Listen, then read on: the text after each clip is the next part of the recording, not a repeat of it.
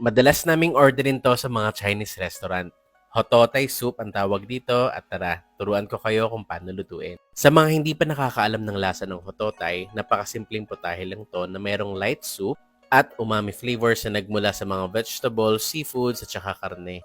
Pagkatapos mahanda lahat ng ingredients, magpapakulo ng tubig, ilalagay ng sibuyas, onion leeks, ginger at baboy.